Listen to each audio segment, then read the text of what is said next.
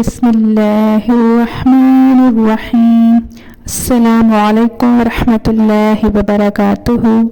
محرم الحرام اسلامک سال کا پہلا مہینہ، برکتوں والا مہینہ۔ اس مہینے کو حرمت والا مہینہ کہا گیا ہے، اس مہینے کو بابرکت کہا گیا ہے۔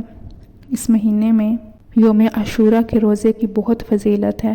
نبی کریم صلی اللہ علیہ وآلہ وسلم نے فرمایا، ماہ رمضان کے بعد افضل ترین روزے اللہ کے مہینے محرم کے روزے کے ہیں۔ یوم عاشوراء کا روزہ، نبی کریم صلی اللہ علیہ وآلہ وسلم سے یوم عاشوراء کے روزے کی فضیلت کے بارے میں پوچھا گیا تو آپ صلی اللہ علیہ وآلہ وسلم نے فرمایا، پچھلے ایک سال کے گناہوں کو مٹا دیتا ہے۔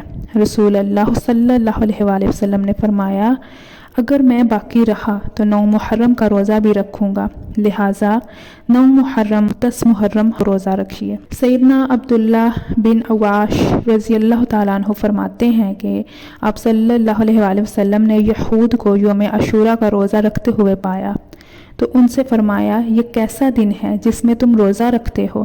انہوں نے عرض کی، یہ وہ عظیم دن ہے جس میں اللہ عز و جل نے حضرت موسیٰ علیہ السلام اور ان کی قوم کو نجات عطا فرمائی تھی اور فرعون اور اس کے پیروکاروں کو غرق فرما دیا تھا۔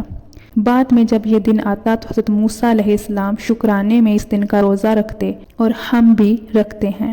رسول اللہ صلی اللہ علیہ وآلہ وسلم نے فرمایا، ان کی بات کو سماعت فرمانے کے بعد کہ ہم حضرت موسیٰ علیہ السلام سے تمہاری نسبت زیادہ قریب ہے۔ چنانچہ نبی کریم صلی اللہ علیہ وآلہ وسلم نے یوم عاشوراء کا روزہ خود بھی رکھا اور اس دن کا روزہ رکھنے کا حکم بھی فرمایا۔